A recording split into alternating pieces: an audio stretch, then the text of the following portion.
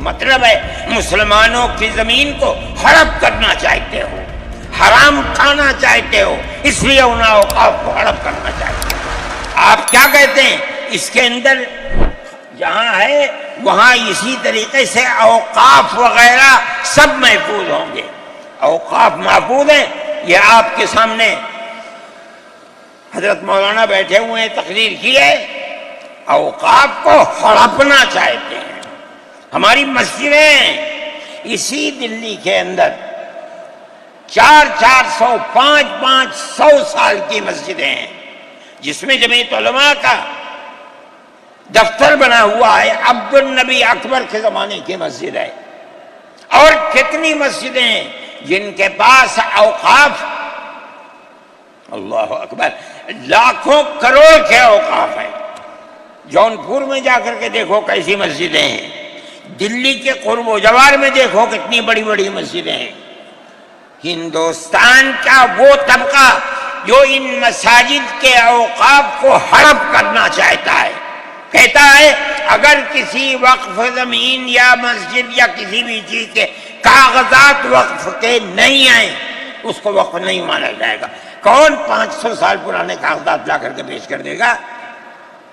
قانون یہ تھا کہ جو مسجد بنی ہے، جو وقف پر بنتی ہے، وہ وقف ہے۔ آپ کو کیا درد ہے کہ آپ اس وقف کو ختم کرتے ہیں؟ اس کا مطلب ہے مسلمانوں کی زمین کو ہڑپ کرنا چاہتے ہو، حرام کھانا چاہتے ہو، اس لیے ان اوقاف کو ہڑپ کرنا چاہتے ہو۔ ہم اس کو قبول نہیں کرتے۔ اوقاف ہمارے آباء و اجداد کے کیے ہوئے ہیں، اوقاف اللہ کی ملکیت میں دیے ہوئے ہیں، مسجدیں بنی ہوئی ہیں، آپ ان کی حفاظت کیجئے، اس لیے کہ ہم اس ملک کے رہنے والے ہیں، ہم باہر سے آئے ہوئے نہیں ہیں۔ اگر ہندو گوجر ہے مسلمان بھی گوجر ہے، اگر ہندو جات ہے مسلمان بھی جات ہے، اگر ہندو راجپوت ہے مسلمان بھی راجپوت ہے۔ جاؤ دیکھو کشمیر کے اندر، اگر ہندو برہمن ہے مسلمان بھی برہمن ہے۔ ہم اسی ملک کے رہنے والے ہیں۔ کسی کو اچھا لگا یہ مذہب وہ اس مذہب میں چلا گیا، کسی کو یہ مذہب اچھا لگا وہ اس مذہب میں چلا گیا۔ کیا مذہب کی بنیاد پر اس ملک کے اندر آپ ہمیں جینے کا حق نہیں دیں گے؟ ہم اپنے جینے کا حق کو لیں گے۔ آپ نے جس سیاست کو اختیار کیا، آپ 2 الیکشن پہلے دیکھیے کس قوت کے ساتھ بی جے پی آئی تھی۔ آپ نے جس پالیسی کو اختیار کیا، سیکولرزم کو آگ لگانی چاہیے، اس کا نتیجہ اس الیکشن میں کیا ہوا؟ بی جے پی ہار گئی۔ میں کہتا ہوں کہ اگر چندرا بابو نائیڈو کی بیساکھی نہ ہوتی اور ادھر نتیش کمار کی بیساکھی نہ ہوتی تو بی جے پی گورنمنٹ نہیں بنا سکتی تھی۔ کیوں ہوا؟ وہ جو 14 سال پہلے اتنی قوت کے ساتھ آئی تھی کہ لگتا تھا کسی دوسری جماعت کا چراغ ہی نہیں جل رہا ہے، وہ چراغ آج بجھ کیسے گیا؟ اس پالیسی کی وجہ سے۔ ملک کی پالیسی اگر بھائی بھائی کی ہوگی ملک زندہ رہے گا۔ ایک باپ کی اولاد 5 4 3 اگر پیار و محبت کے ساتھ رہیں گے وہ گھر آباد رہے گا، اگر دشمنی ہوگی سب برباد ہو جائیں گے۔ ہماری یہ پالیسی ہے کہ ہندو مسلمان سکھ عیسائی سب ایک دوسرے کے ساتھ بھائی بھائی ہیں۔ آپ اس پالیسی کو کیوں مخالفت کرتے ہیں؟ ہم اسی طرح چلتے ہیں۔ جمعیت علماء ہند کا یہی کردار ہے، جمعیت علماء ہند آج بھی یہی کرتی ہے۔ میں نے ابھی چند مہینے ہوئے میوات کے اندر لوگ لٹ گئے، پس گئے، ان کو جمع کیا، ہم نے ان سب کو 1 لاکھ یا 2 لاکھ روپئے دیے جا کر کے، مسلمان بھی تھے ہندو بھی تھے، ہم نے ان کو دیا، وہ خوش ہو گئے۔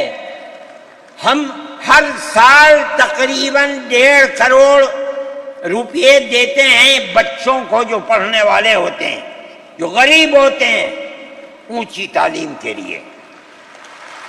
اب آپ دیکھیے جو فرقہ پرست، اور میں کہتا ہوں ببانگ دہل کہتا ہوں کہ آسام کے چیف منسٹر کا کردار بدبودار کردار ہے، خراب کردار ہے، مسلمان کو دفن کرنے کا کردار ہے۔ وہ یہ کہتا ہے کہ آسام کے سوا، آسام کے اندر مردم شماری 71 نہیں، جیسے سارے ہندوستان میں 51 ہے، اسی طرح آسام کے اندر بھی 51 ہوگی۔ آپ سمجھتے ہیں اس کا اثر؟ آج اس کا اثر یہ ہوگا کہ اگر 71 ٹوٹ جائے اور 51 پر آ جائیں تو آسام کے اندر 1.5 کروڑ بچے اور بڑے سب ہندوستان سے باہر ہو جائیں۔ کہاں جائیں گے؟ صرف مسلمان کی مخالفت، کھانا ہضم نہیں ہوتا ہے بغیر مسلمان کی بربادی کے۔ کوئی نہیں تھا، تنہا جمعیت علماء تھی۔ اس کے اندر بڑا کردار ہے مولانا مشتاق انور کا، جو جمعیت علماء آسام کے صدر ہیں۔ وہ میرے ساتھ شانہ بشانہ کھڑے رہے اور 12 سال سے زیادہ مقدمہ لڑا، کروڑوں روپیہ اس کے اوپر خرچ کیا گیا۔ یہ خدا کی قدرت ہے۔ آج آیا تو یہ طے کر دیا گیا کہ 51 نہیں، آسام میں 71 ہی بنیاد بنے گا۔ اس کا کیا مطلب ہے کہ آپ نے آسام کی 80 لاکھ کی آبادی کو زندہ کر دیا جو موت کے کنارے پر کھڑی ہوئی تھی۔ مجھے افسوس ہے کہ لوگوں کا یہ قول مجھ تک پہنچا ہے کہ کسی نے آسام کے چیف منسٹر سے یہ بات کہی کہ اب کیا ہوگا، کہنا ہماری صحت پر کوئی اثر نہیں پڑتا ہے۔ کیا مطلب ہے؟ ہم آسام میں مسلمانوں کو چین کا سانس نہیں لینے دیں گے۔ دیکھیں کب تک چلتے ہیں۔ اگر جمعیت علماء زندہ ہے اور اللہ نے ہمیں زندہ رکھا، ہم دیکھیں گے کہ کیا کرتے ہیں۔